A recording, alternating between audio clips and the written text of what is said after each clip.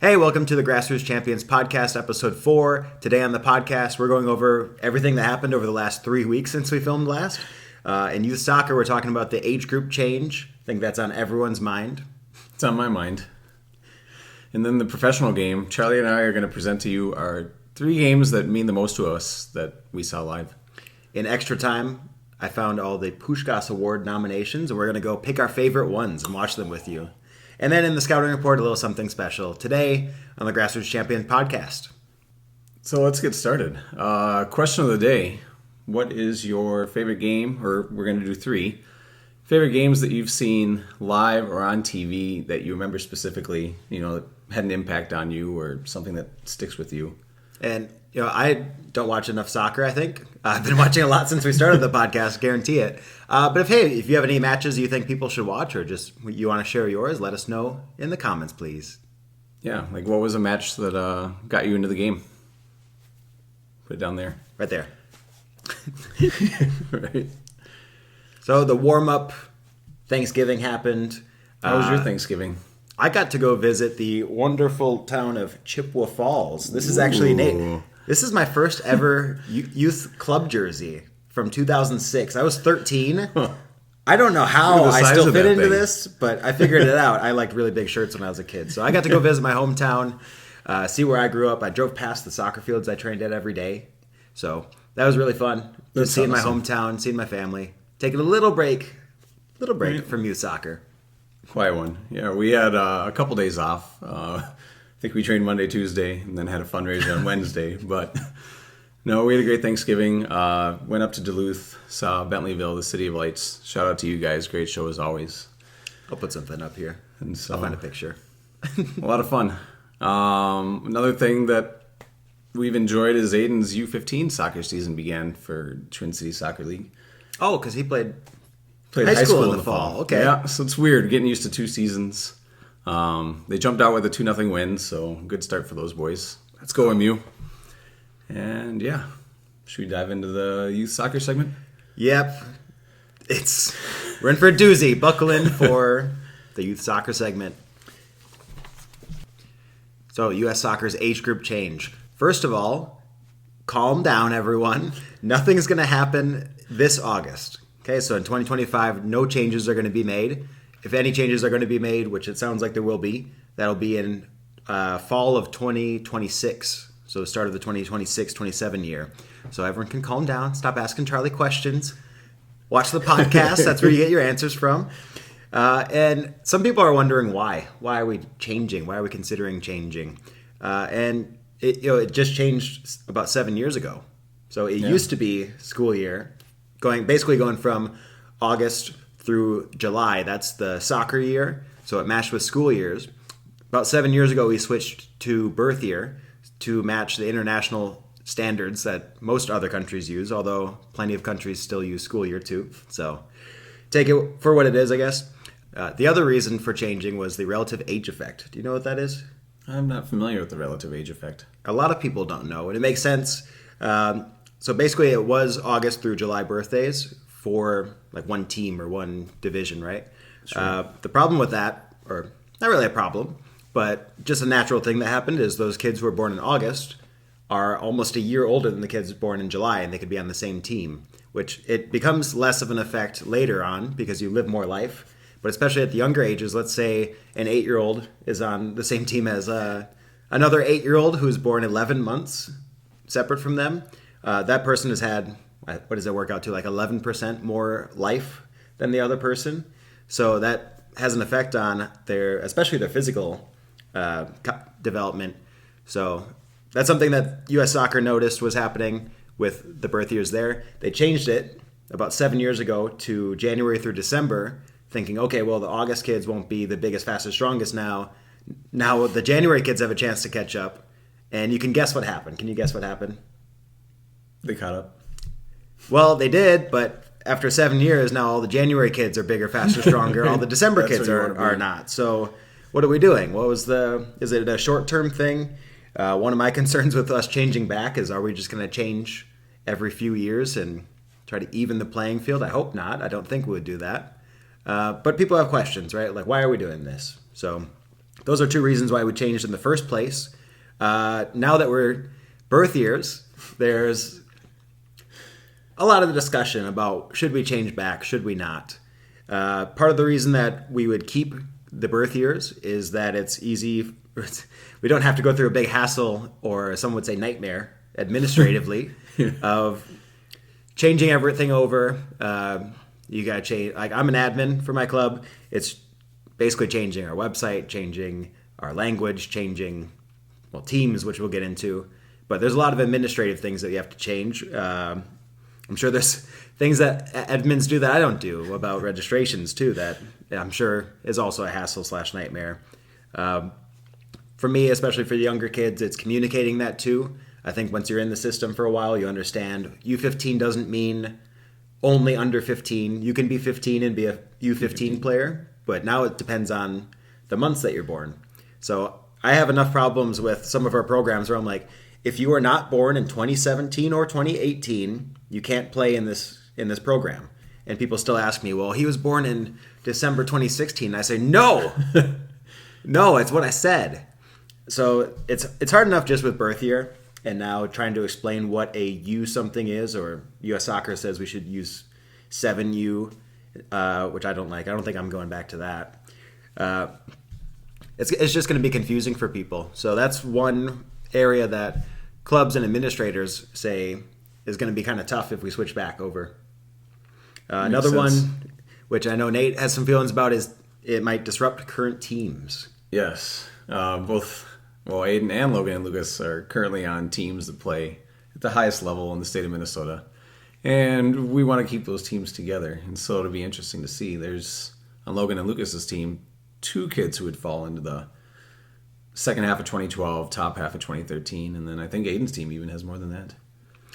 Yeah, and U.S. Soccer is not taking this decision lightly at all. It's not like, it might feel to parents or families that they're playing games with us because we're switching here, we're switching there, and they don't know all of these details, which is why we're sharing, right?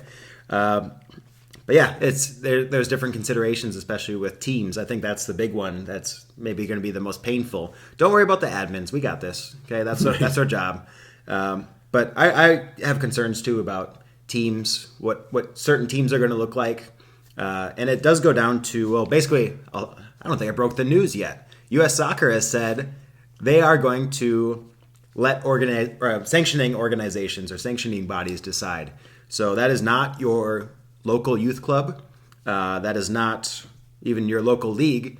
That would be like U.S. Youth Soccer, or I think MLS Next would count in that. Sure. NECNL probably. Yep, and U.S. Club Soccer. So those ones decide. For example, for us, our teams are in TCSL. So Twin Cities Soccer Leagues is not going to be the main decider. It's going to be U.S. Club, which is the sanctioning body for Twin Cities Soccer Leagues. To help kind of calm the nerves about it, your local leagues and your local club do have some things, some checks and balances, some counterbalances to whatever decision the sanctioning bodies make. For example, my club, we just went through every single team about a month ago when we heard it was probably going to be a change. And we went through every single team to see exactly how this is going to affect each team. And then the question comes up, do you grandfather those teams in? So those teams that are U9 and older right now, do you just keep those as the same teams and have those August, or they're talking about maybe September through December birthdays, do you just have them try up essentially and just have the same team? The obvious problem with that is that if you choose to do that, other clubs might not choose to do that. They might fully embrace this new time frame for the registrations. They might have let's say you have 2012 guys. Sure. They might have their 2011s who are born in those months play down at 2012 now to make a stronger team. So that is a concern, that even if your club, your team stays the same and you grandfather them in, there's no guarantee of what everyone else is going to do. So that's kind of the tough part about this. Is it's tough telling people what to do. It's tough saying clubs have to do this and making strict rules about it. On the other side, though, that flexibility gives way to different challenges. Yeah. Well, that kind of leads to one of my questions. So do you think that we're going to lose players to maybe other sports because of this change, or do you think everybody will still stay pretty faithful. I actually haven't thought about other sports yet. Yeah, I was just thinking soccer, Right. I'm in my soccer mind. That was actually one of the reasons that they said that the change would help, is that it would help with retention of players and numbers because, well, first of all, there's no players that are like trapped. They call it trapped in that 8th grade fall season where your buddies who are in 8th grade are playing high school as freshmen or I should say the players who are the same age as you but a grade up. You might be playing on the same birth year team right now, but they might be playing high school. Half your team is playing high school as freshmen. Half your team is 8th graders looking for something to do in the fall season because we still play club. So it helps with that. There's not going to be any trapped players because you're either in this grade and on that team, or you're playing in this club one in the fall. Yeah. So that makes it a little bit easier. Obviously not the biggest deal ever. But I did hear this. I was a pretty skeptical about changing back again because I saw what happened 7 years ago and the kind of the chaos, the pain and suffering of just that first year, and the changeover is tough. So I'm like, nothing's broke. Why are we trying to fix it? But then there was this point where you're not just playing in that trapped year, but you're playing with your schoolmates, right? You're playing with the guys who you're going to be playing high school with, and then your club team matches that. So it's not like, okay, half my club team plays over here and does this thing, half my club team does this. I think it would lead to retention because you're playing with your friends from school a little bit more. You get to keep that team together a bit more. And there's more familiarity between the players, team chemistry. I could go on.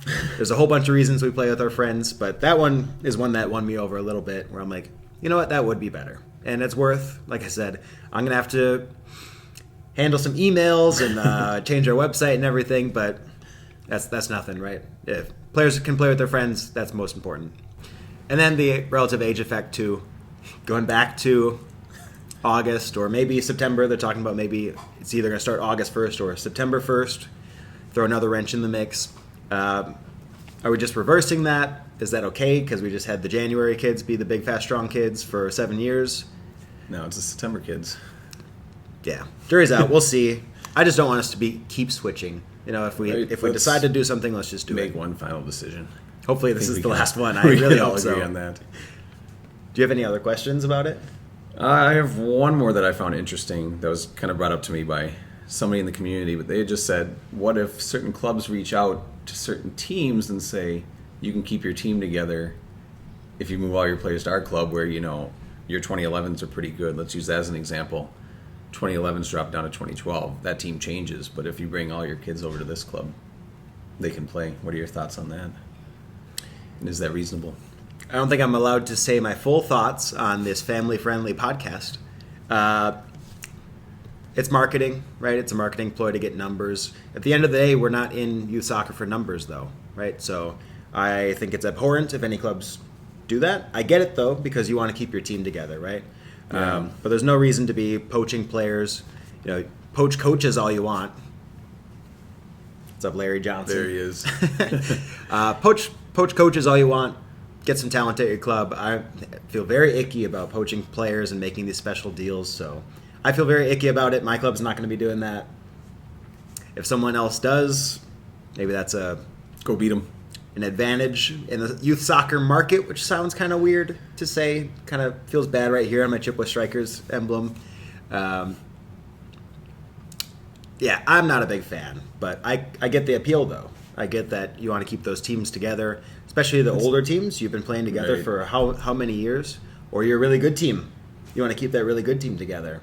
So I think this whole thing is pros and cons. There's going to be both either way. It's just got to do what's right for our kid, right? Yeah. Or kids.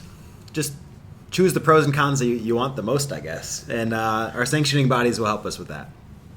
And just some stats for us. So U.S. Soccer did survey all of the organizations we mentioned earlier, as well as some other ones.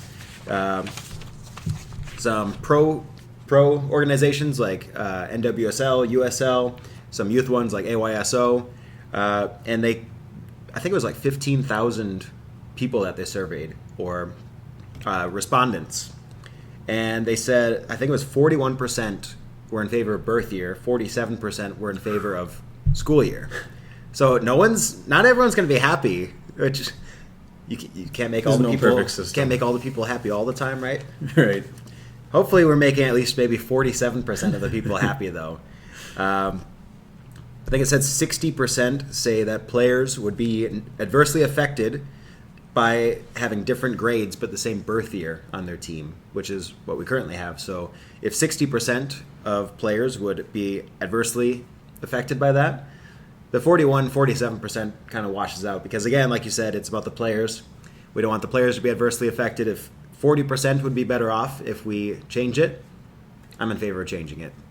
I've moderated a lot in the last couple weeks on this. Since I first saw the document come out that shared all these things, and I'm like, oh, they're sitting on the fence. Like, what is happening? There's going to be mass confusion. Everyone calm down, including Charlie Zubel. Okay, calm down. Sanctioning bodies will help us. U.S. Soccer is ready to give some resources to clubs to help with the transition. And, hey, your local club is there for you, right? So your local club is there to serve the members, not the other way around. So it's about the members, it's about the players, it's about the families, and your club is there to help you. So ask those questions, you guys. It's all good. It's all good. We'll help you. That's our job. So are we feeling good about this? I think so. Feeling okay? Change is good, right? Yeah. And going along with that, the club's helping you, like my club did. We went team to team, and it might be a team-to-team decision saying what is best for this team, this set of players in particular, what is best for the whole age group, what is best for not just that age group, but the age groups around it, and then that goes to basically your entire club. But different ways of doing it. Some clubs might switch completely over. Some might grandfather teams and then start the new format with the new U9 starting in the fall. Some might do it team to team. So every club's different. Everyone's handling this a little different. But hang in there. It's going to be all right. Flexibility will be good. And the kids are still playing. Yeah. Still soccer, still grass or turf, or I played on dirt sometimes. The lines are still there. The rules are still the same. It's still soccer. Still 2 goals, 22 people on the field. Might change the subs in the handball rule anytime, so we're used to change, aren't we?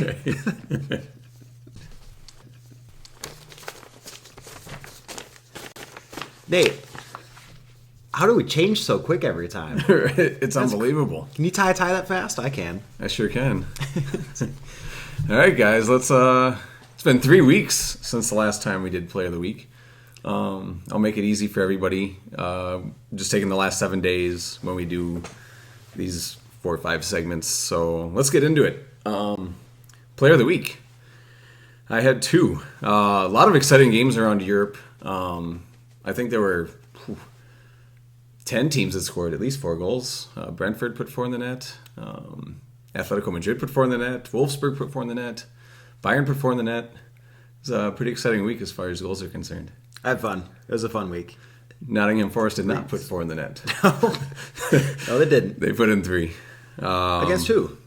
Maybe we'll get to it. Yeah, we'll talk about that in a bit.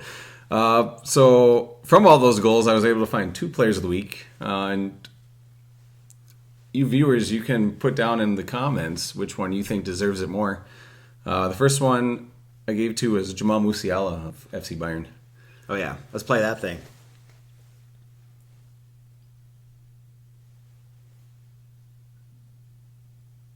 That's an incredible goal. All right. I can see it. Yeah. Wait, you had another one that's as good as that? I had another one that was as good as that one. So my second player was Antoine Griezmann, who also scored 2 goals, including the game winner against Sevilla. Let's take a look at that one.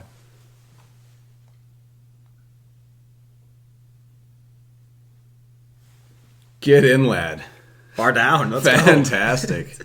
It reminded me of a guy from your club, Federico Makeda. Do you remember that goal? Ooh, I do remember that goal against Just Aston Villa. A little flash up there. That reminded me of a long-lost friend. Yeah. It's hard to believe they're probably pretty close to the same age. What? Antoine Griezmann's 34 years old. He's older than I am. All right. I'll take it. Maybe I can play for Atletico someday. Goal of the week. This was a little more difficult. You had Cole Palmer with his Panenka goal. Penalty kick against Tottenham Hotspurs. You had, you're not going to believe this, Ademola Lookman has scored again for Atalanta. Guys, he remembered his name this time. Got it. We get better every podcast. We sure do, and it was another game winner. The guy's been, if he's not on the Ballon d'Or list, I quit with that thing. Everton, call him back up. Yeah. The goal of the week, though, it's personal for me. We were playing in the Borussia derby against Borussia Mönchengladbach, and Jamie Gittens, who's been a revelation for Dortmund this year. A lot of big goals. Scored against Bayern. Never heard of that guy. How would you describe him? So he's like the right-footed Bukayo Saka. Plays on the left, cuts inside, just like the goal of the week.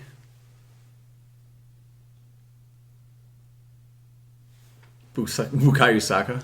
It looks familiar. I think like mirror image of what I see every week as an Arsenal fan. You guys will probably sign him soon, so. Imagine that guy one wing, Saka on the other wing. Maybe Gyökeres in the middle very soon. Am I going to have to put that scarf on? Yes. Yeah, we'll talk. We'll talk. All right. Dud of the week.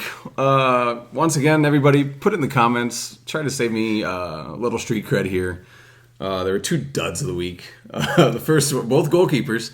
Oh, okay. I was just gonna say I have a few I could name, but tell us who it is, Nate. Well, Andre Onana. For those of you that didn't watch the Manchester United game, please don't. But also, if you need to decide on a winner for dud of the week, then watch goal number 2.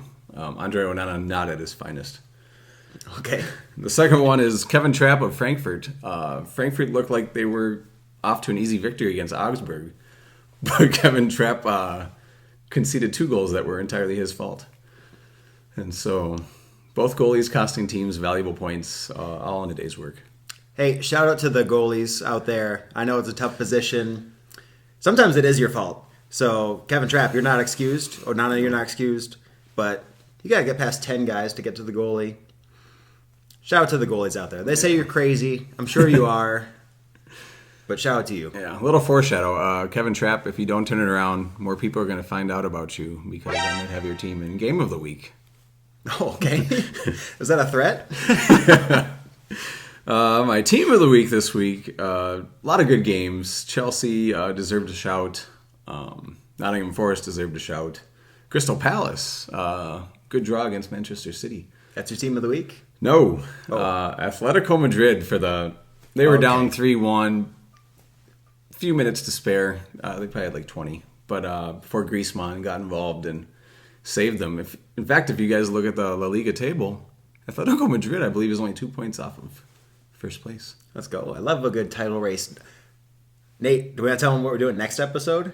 Oh, let's get excited. For those of you that follow Serie A, you already know. But for those of you that don't, you need to Google the Serie A standings. And don't send it to me because I have been trying to do a complete blackout of Serie A for 11 years now, but especially this season where I don't look at the table at all because next week I'm going to try to guess the top 7. Top 7 now, 7. Okay. 7 teams that could declare themselves in that title race. And I'm going to try to guess which position they're in, right? Yeah. It's going to be fun. Look forward to it. If he gets it right, he needs to buy a lottery ticket. All right, guys. Well, let's get into games to watch this weekend. We'll start with you, Kevin Trapp. Eintracht Frankfurt still in second place in the Bundesliga. They're going to take on RBL Leipzig, who's in fourth. Maybe some potential more goalkeeper errors in that one. Let's hope not. Let's hope not. Let's hope for good goals, not errors. Second game to watch. I don't think we can, unless you have BN TV, something like that. Anyway, it's the French league.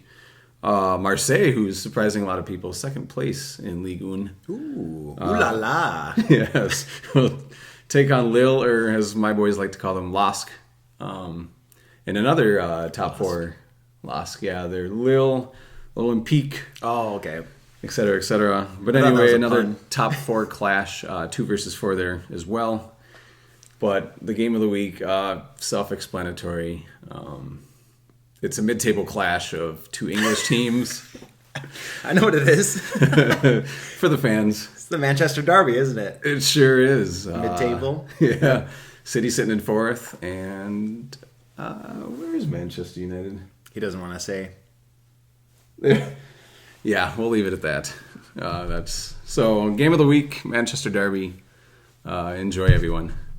Who knows what could happen? Actually, Nate, I've been messing around with AI. I accidentally bought this AI image creator.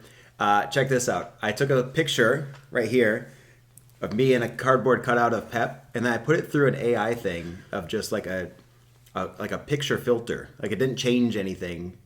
Like it just took the contents and applied this filter to it. Look who it turned into. Eric Ten Hag. Oh no! I didn't do anything except click this little button and it turned him into Ten Hag. It took his hair away. He made him squinty. He looks like, well, a Manchester manager, right? I could say that at this point. Hey, maybe you can do a better job this weekend.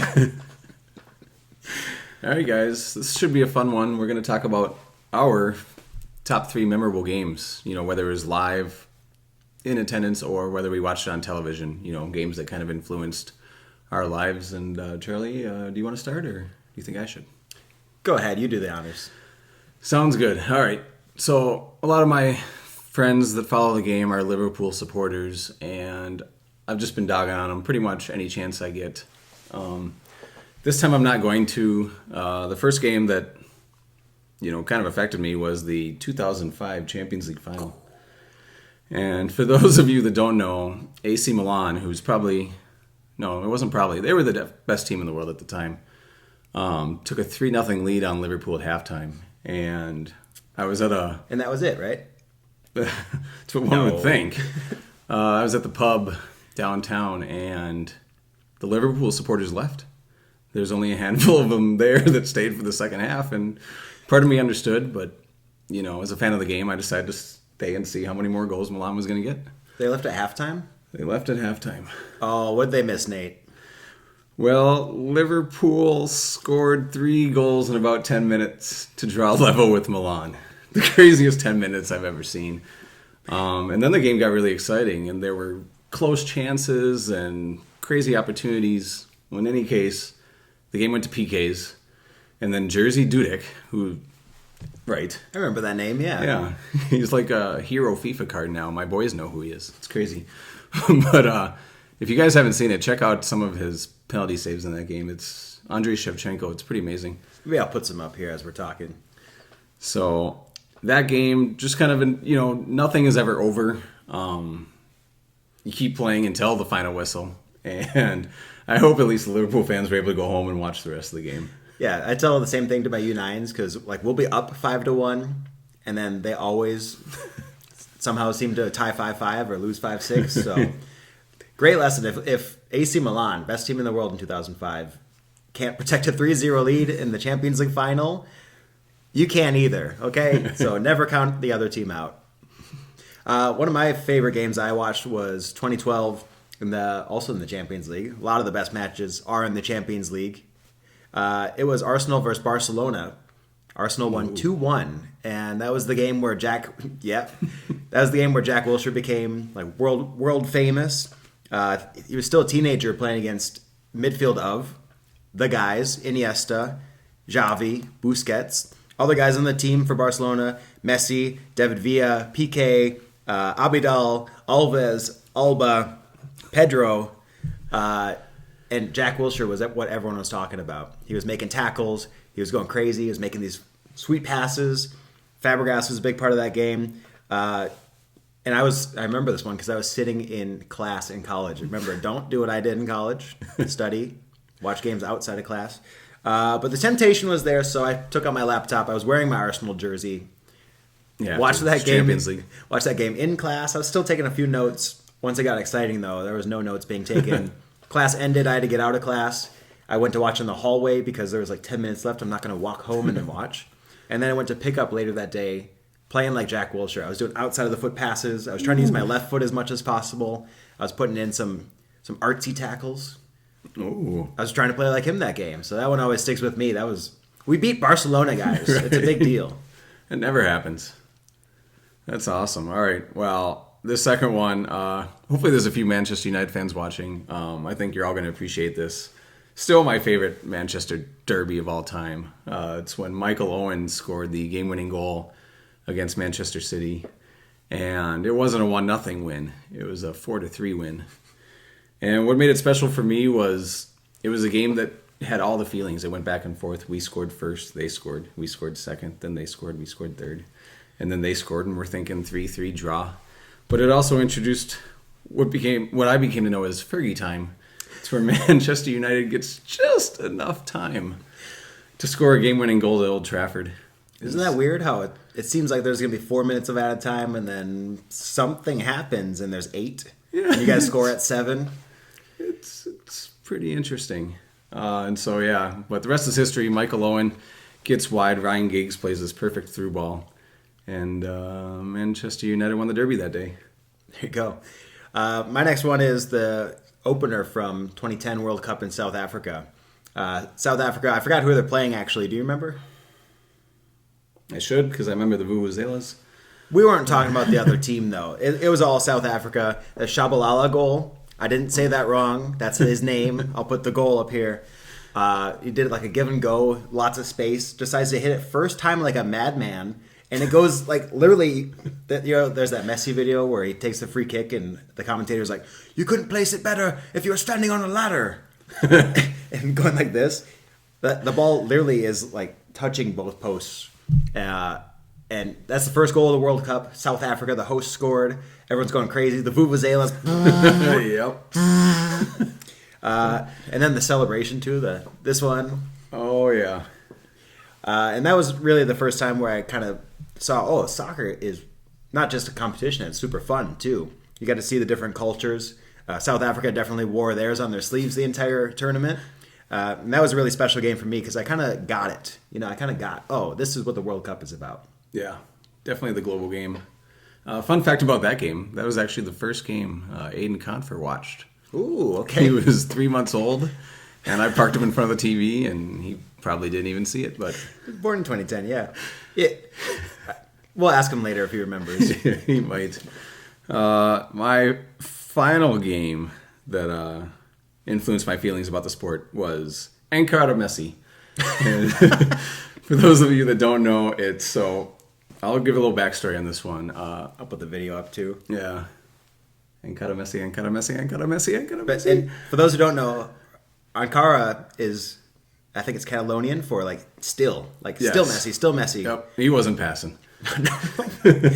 Not at all. And I'm glad he didn't. Yeah. Doing a great goal to show for it. Yeah, so guys, this is probably one of my favorite goals of all time. Definitely my favorite Messi goal of all time. There's a little backstory here.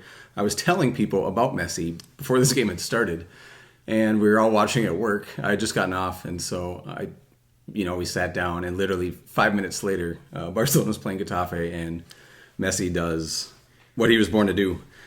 And I kind of joked and said, this will probably be the best moment of his career. He has so many, you can't even... What do you even say? What is Messi's best moment? Winning the World Cup? Yeah, we're the Champions League. Champions League? Ballon d'Or? What do you guys think? What is Messi's best moment? A lot to choose from. I expect a lot of comments after this. Yeah. Let us know your favorite or Messi's best achievement. Yeah. Moving to Miami, I think, is right Inter up Miami. there. They're going to win the MLS next year. Oh, just moving to America. Moving to Miami. Living his best life, I'm sure. He's got all his friends with him now. That's true. Jordi Alba. Yeah. Hey, it's all the guys from the Arsenal game. I wrote them down here. It's all the same guys. So what was your third most influential? It was the 2012 final day of the EPL.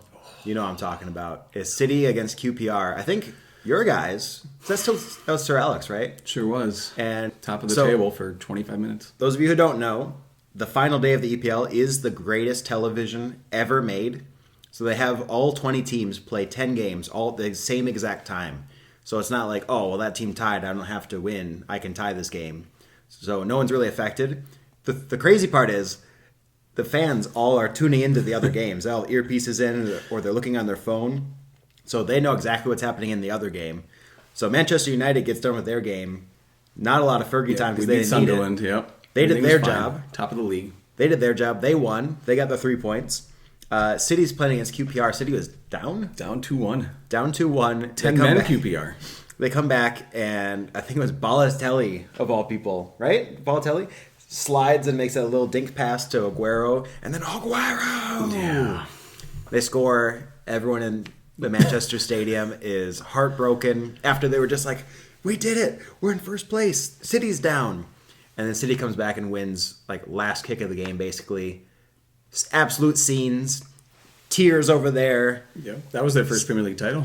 Manchester City. City's going crazy in their stadium. Everyone in the world is watching these 10 games, and particularly these two, because this is for the title. So I have to give it that one. That was the best drama, the best theater maybe TV has ever produced. That's amazing. The final day, I don't even care if Arsenal's winning it. I love watching the final day because something's going to happen. You got the battle at the top. You got the Champions League battles. You got the relegation battles. So there's something to watch for everyone. Comment on your favorite relegation zone battle, if you have one. I like Manchester United's current relegation battle. Hey, we're going to get out of it this weekend. Nate, any other ones? Do you have any like honorable mentions maybe? I do have a couple. These were all ones that I was live at. The first one was my first Dortmund game. Where are you? There you are. Little Dortmund fan here. Yeah. I got to see, this is in my exchange year when I lived in Germany, and I got to see Dortmund play Freiburg. And Dortmund escaped with all 3 points. They thought it was going to be a good year, and they ended up finishing like 11th. But at the time, it was really exciting. Still the greatest atmosphere that I've ever been a part of, and that includes Lambeau Field and everything else I've done in the U.S. The Signal Iduna Park is pretty spectacular. And did Marco Reus just win his first title? He sure did. Career. And that's why I got the jersey on. I'll show you guys at the end of the show. But I'm representing Marco Reus today. Lifted his first league title. He did win a few cups. I'm happy for him. He's had so many injuries, stayed at your club and was loyal his whole time. Now he's at LA Galaxy of all places and won a title. So I'm happy for him. I'm happy for him. We love him. What else you got? So my second one is Minnesota United or Minnesota Stars. We go way back, but their first professional MLS game had to be there. It was against Atlanta. The snowy one. Oh, yeah. I have pictures from that. Let's put those up, too, while you talk. Oh, Colt Palmer would have loved it. Atlanta scored. I don't remember which goal it was, but then our supporter section was throwing snowballs at them. There's a lot of snow there. They had to clear the lines and everything. That was a fun game. It was crazy. Atlanta only scored 6 that day, so. That's why I don't know which goal was there. And then my final one was seeing my beloved Manchester United. They do a lot of preseason tours in the U.S. A gift from Sarah. So this is before Sarah and I were married. And she bought 2 tickets to see Manchester United play Bayern Munich in Chicago, which is 2 of the European giants. And that's when you put a ring on it, right? Pretty much, yeah. It was that December. So, ladies, if anyone wants to bring me to a game, I'm not going to say I'm going to put a ring on it, but you got a better chance than most. Do you have any honorable mentions that you would like to talk about? Yeah, I use the power of AI to look up the first game I ever watched. Because I was just flicking through the channels. I was at my grandma's house watching TV. And all of a sudden a soccer game comes on. I think it was Mexico versus China, 2004. in a friendly in the U.S. I think it was in California. And I had no idea about soccer. At this point, I only played when I was like 7. And I watched it for like 3 minutes. And they take a goal kick or a goalie punts it all the way down the field. Guy kicks it all the way back down the field. A guy uses his head to head it like 80 yards. He did like an 80-yard header. And I was like, what am I watching? Like, doesn't that hurt your head? How can, first of all, you kick it 100 yards? How can you head it 80 yards and not like break your head or something? So that kind of piqued my interest in soccer. And I was like, maybe I should get back into this. Can I do that? Part of the reason we watch pro soccer as kids, right? It's like, well, that's something I didn't know you can do. So definitely that one. That was maybe the first ever game that I watched, adult game that I watched. Another one, you guys know I'm an Arsenal fan. Arsenal-Liverpool 4-4. That was in 2009. Seemed like a child named Andre Arshavin. The final score is 4-4. He scored all 4. And they were all great. Him going like this afterwards. He's saying, I scored all 4. I was like, who's this little Russian kid? What is he doing? How did he score? How did he score 4 against Liverpool? And Liverpool were good at that time. At the Cop. Yeah. Oh, yeah, we were wearing our yellow away jerseys, too. So that one, another Arsenal one in the League Cup, 2012, 7-5 win against Reading. Whoa. How do you let in 5 against Reading? Well, you do that with a lot of the Wenger Dark Age players. During examples? I think Shamak was our starting striker. I think maybe... Check the haircut, guys. Maybe Santos was playing left back. Maybe Mustafi was in the mix. I think Coughlin was playing. I actually like Coquelin a little bit towards the end, but not the team. Okay, let me put it this way. We made a team that made sense for the League Cup. Or so we thought. I think Reading went up 4-1 or something, and then Wenger starts putting in the reinforcements. Giroud comes on. Walcott comes on. He made all 3 subs, and we pulled it off. Arsenal scores 7. The League Cup. I don't even think we won the League Cup. Did we? I can't remember. I think it was maybe FA Cup. But yeah, that was just a crazy game. I was sitting there watching, like, what is happening? And then we make some changes, and I'm like, what is happening? Okay.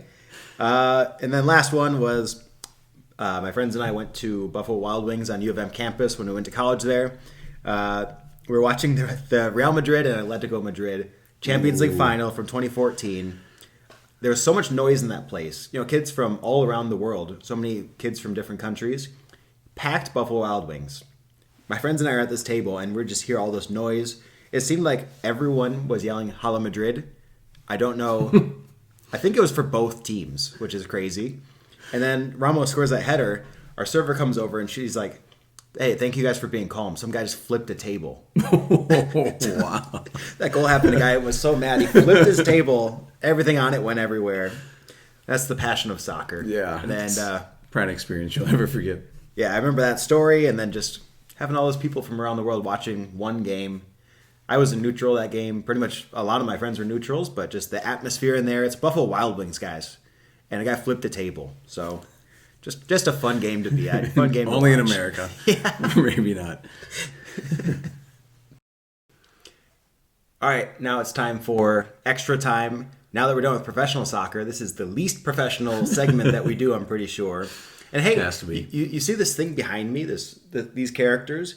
First person to comment on and get it right where these characters are from, if we ever do a merch, like a t-shirt or a hat or something, first person to comment and gets it right gets a piece of merch for free if and when we make some. Does that sound good? I like that. All right, Makes it fun. little competition for you guys. First up in extra time, we're going through the Puskas Goal nominees. And if you don't know, the Puskas Goal Award, or the Puskas Award, is for the best goal in the entire world that was scored that year. You can go look at some classic ones. Even amateurs have won before, or like semi-pro teams. It doesn't have to be an EPL team. It doesn't have to be a Bundesliga team. It doesn't have to be from the Champions League or from the World Cup. There's some crazy ones. I think, well, we're going to take a look. We're going to take a look at the 10 nominations. Oh, there's 11. We're going to take a look at the 11 nominations. Don't forget about the last guy. I'm going to pick my favorite. Nate picks his favorite. And you guys, hey, as you're watching, try to figure out what your favorite one is. Put that in the comments too. So you got to guess what that thing is. You don't got to, but you can. You can guess what that is and then tell us your favorite Puskas nominee as well. Let's get into it. These are going to be fun. First one, corner kick. A full volley. Oh. And I think they show the no replays Nope. on this one. No, we're flying through these. Flick over the top. Goal from 55. Okay. Next one. Self bike. That was crazy. That was I like remember last that extra one. time. Yeah. Oh, this is another bike. Now, this one is cool because of what it is. That was also a last minute winner, I think. It was like 3-2 or something. Wow. Heel flick to a full volley. Dope. These are going so fast. We got to watch this again. We're flying DeMarco, through. this one's from Oh, boy. distance. Look at that. Oh, boy. We know this guy from our U20 guys and to look for. This is Garnacho with his bike. That was pretty special. Kudus with a giant run here. Look at this. How many? 1, 2. Ankara Messi, Ankara Messi, Ankara Messi, Ankara Messi. Ankara Kudus. That's a nice goal. I like this Ellie too. Take a break after that, man. He ran so far. Oh, Rabona time. Ooh. Nate, not a the only great goal. Rabona we're going to see. Scorpion kick? Ooh. Is that Osimhen? I think so. Here's another Rabona. Look at this. What? And That's audacious. post. Wow. That. All right, we got to watch again. I think I have mine, but these are great. See, I saw this one yesterday when I was making this, and I was like, oh, that was pretty sweet. That's a really good goal. And then I saw it was for Puskas Award. I'm like, oh, Everyone agrees. Yeah. Ooh, let's see. The self-bike. That's crazy. For me, though, it's like he's close to goal. That's 2 touches. Yeah. Someone should have defended it. This one, again, game winner last minute. And the bike. That's outside the box, too. Everyone else is trapping that down. Scorpion volley. Can't take anything away from that one, though. I'm going to count this one out. Like, if it's just 1 or 2 touches, maybe. Well, you can't say that with the volleys. They're all like 1 or 2 touches. Yeah. Except for Kudus. I have a soft spot for this goal. That's the nice. Garnacho goal. Far post. Not the Kudus one for me. It's a great individual run, but the finish is almost too easy to be the Puskas goal. Yeah. I mean, just slotting it home. So Rabonas. Well, the fact that there's 2 Rabonas in here makes me Probably think takes they're not away that special, votes right? from both guys, yeah. Because This one if is one guy pretty awesome, though. if one guy can do it and the other guy can do it, He did it is it better. the best goal in the world, though?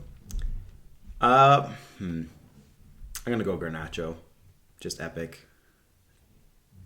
Yeah, his was nice. I think I'm going to have to take Antoni's.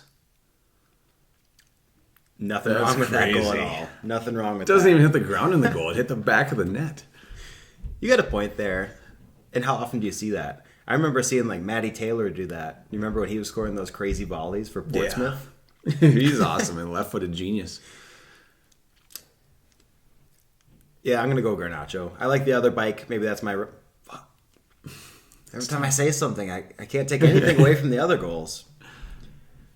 This is why I'm glad it's not my job. I'm not on the committee Not for your job, Puskas Mike. Awards. It's like running backwards. Yep. It's from almost the edge of the box. I'm going Garnacho. He's my boy. That's fair. You got I Antoni's? respect it. I'm going to take Antony's. The All fact that it doesn't hit the ground from 45, 50 yards is pretty spectacular. Yeah. All right. Sounds good. Good choices. Hey, Good choices.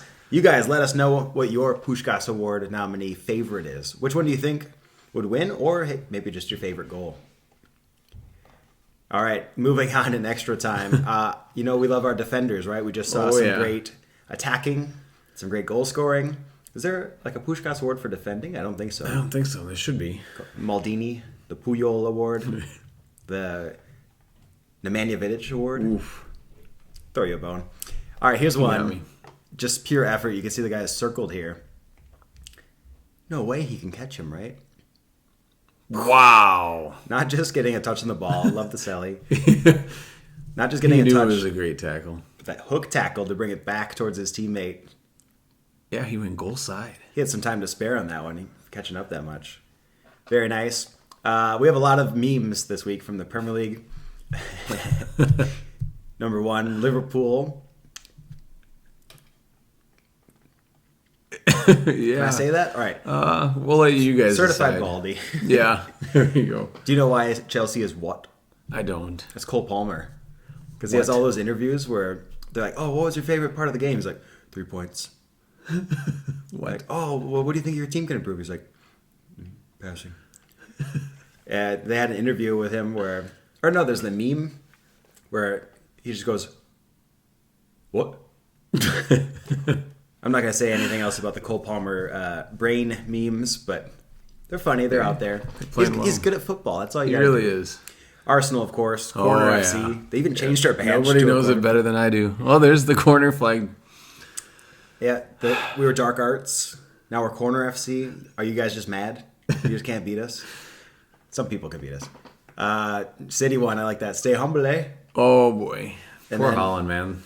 And then Pep, this harm quote. You see he had the scratch on his nose? And I he's did. like, oh, it's because I'm frustrated.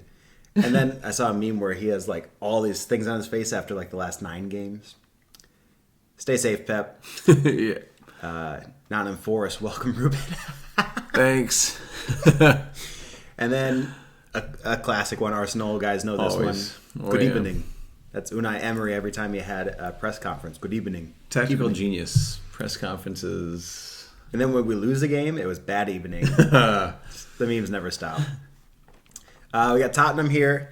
Nate, you want to read this one out for us? Yeah, Spurs are so jokes. Form doesn't exist for them. They can win any game at any time and lose exactly the same. They just turn up and see what vibes they're on.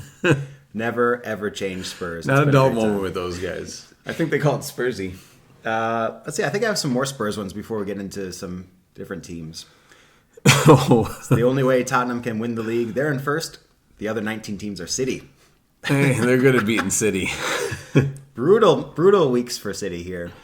Let's see. Let's go into some Manchester United ones. We have City here first. Well, everybody's got a number. Yep. This is when they claim this is when it's going bad for your team. Jose Mourinho says, "I have 3 titles." Vardy points to the badge and says 1. Ronaldo telling the reporters, "I have 5. I have 5. You nothing. I have 5." And then Pep did the same thing when they were losing. Shows, "Hey, I got 6 titles." He's got a point. He does have a point. If you have a bad stretch, but you've won 6 Premier League titles, I think you could say something. Yeah. There is the other side, though, where Jose Mourinho is showing the fans, 3. And Pep's doing the same thing now. And I think that was pretty right before Jose Mourinho was sacked. I'm not saying Pep's going to get sacked, but same vibes. I got a Jeremy Doku one here. Holland, please put a cross into the box for me. Jeremy Doku. And the caption, really small, says, "He's not even going fast. He's just shaking his head." Don't change Jeremy Doku either. Let's see. City can't even sack Pep because he'll just turn FBI informant. Oh, there's breaking news about that. What happened? The Premier League and Manchester City have finished the investigation on the 115 charges. That happened when we were filming? Right before we started filming. Oh, look at that. That's the news. Arsenal title winners. Let's go. Let's see. What's this? Man City and Pep Guardiola actually didn't win a single game this month. November 2024, we will never forget you. And it's Homelander from The Boys saying, "It was perfect, absolutely perfect, down to the last minute detail." It really was. Fun times we're living in. Here's another City one. How many did I save? These poor guys. They can read that out for us. Pep seeing Ipswich, Palace, Leicester, and Wolves all drop points in the relegation battle. And he's having a good time. Shoulders are dropping. That means City's going to stay up. He was a little worried there. They're a few points away from safety yet. I've got an Arsenal one here. This is a classic. You can. He's trying to. You know what this is about? I haven't seen. Oh, is he mimicking Arsene Wenger, or is he struggling like Arsene Wenger? I think he's doing it on accident. But Puma, when we had the Puma jackets, Wenger could not zip it, and he had the long jacket that went below his knees. And it was like 6 games in a row where he's going like this, and the camera shows him every time. I was like, he's a beautiful man. Why are you shaming him like this? Let him coach. Okay.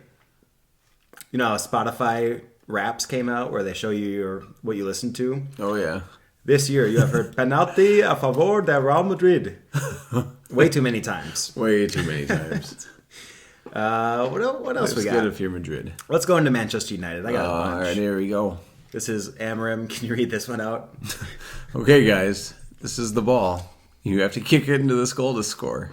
Understood? And it's my 2 center forwards who... There's been a lack of goals coming from those guys. You got to go back to basics sometimes. Let's see. I have the... here's one from the Arsenal and Man U game. Uh-oh. Harry Maguire doing his best. He's trying to stop everybody. Instead, he stops no one. The thing is, they're playing zone, right? So when Arsenal goes past him, he's supposed to stay there, but... At some point, you got to make the call. All our guys are there. Well, we have had Gabriel come in the back and score a far post header with the front post guys being a distraction. He doesn't look at anything, though. He's just looking at the ball. I don't know. Let's see. Amram, after 5 games in charge of Manchester United. It's the Premier League way. It's kind of like that AI picture. Everyone's going bald, apparently.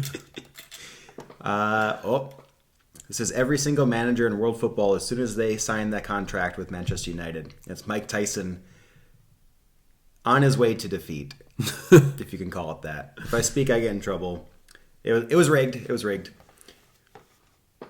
Definitely What do you rigged. think? Yeah, it was rigged. What else? Arteta bringing Rory DeLapp out of retirement so he can fully become 2010 Stoke City. The throws.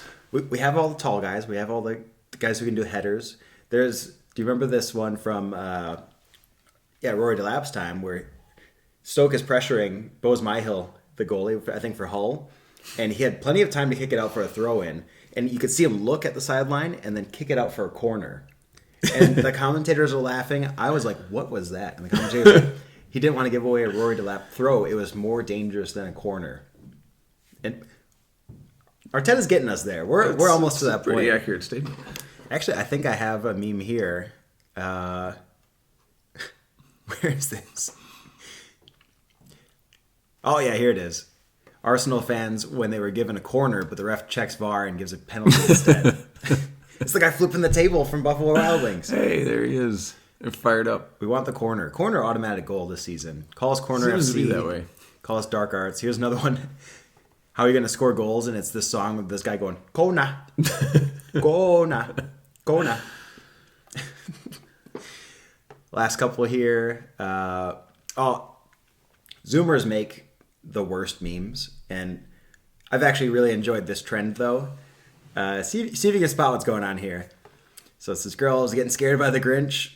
No, it's Garnacho biking. Yeah. All right, you ready for another one? It's this guy who's playing with the ball in the hall, breaks a light, and he's Bruno Fernandes. Oh, I like the knee slide. That was nice. Yeah, one more of these. I forgot what it was, though. Oh, it's Garnacho's bike again. Of course. All right, These kids are pretty creative. Puskas winner. Yeah, He brings the memes too. A little bit of everything. Okay, and this is the most Sunday League video you'll ever see. For those of you who don't know, Sunday League is what adults play when they don't go pro. The guy gets his hamstring pulled. Guy's in on the keeper. Keeper makes a terrible challenge. Oh, no. I can't tell if this guy's walking his dog in front of or behind the goal. I think it'd be amazing if he was in front of the goal. Yeah. But Dog can make a play on the ball. watch it again. This guy strikes the post 1-0. Oh, that's tough. You can see the pitch is terrible too. Usually Sunday League pitches are awful. Just like the finishing. And last one. This goal is crazy. Wait till you see what happens afterwards. So crazy goal. Could be a Puskas winner there. And then the Selly does an inchworm. What exactly is that? It's like an inchworm, right? Yeah, I think so. Let's go into the club later. That's amazing. I love that. All right, well, that was extra time. Again, very unprofessional, but Yeah. I think we had some fun. If you're still with us now, you're having fun. We made fun of City, Spurs, United, Arsenal, Cole Palmer. Everybody but the table leaders. There we go. And we can give them a break for this week. Maybe, who knows? Anyone can win any game. We showed you nothing but respect today. Remember that. Okay, on to the scouting report. I think for this one, we just had Thanksgiving recently. I thought it'd be cool if we could share things that we are thankful for. You want to start us out? Sure. I'm thankful for it. So what started as a joke, so when I lived in Germany, I kind of went over there with the anticipation of turning all Germans into American football fans. And We did. I took a football with, I was ready to, take it to the local park and play, and the exact opposite happened. And then somebody had commented, hey, maybe your kids will play someday. Well, so that's what I'm thankful for. Not only were they correct, all three of my boys play soccer, and they're all pretty good at it, and it's pretty special for me. So There you go. I'm thankful for just being in youth soccer. We're doing a podcast for a reason because youth soccer is awesome. I love coaching. I love even the administrative parts a lot of the time. No one's doing a podcast about their desk job or any other job, so I just like being in this youth soccer world. Now very in it, doing a podcast. And then also thankful for the players and the families I get to work with. It's awesome when the players give great effort. I'm always thankful for that. Thankful that they choose to be on my team and my club. Thankful for the parents for all they do to support their kids. So, I never thanked my parents enough when I played for Chippewa Strikers when I was a youngin'.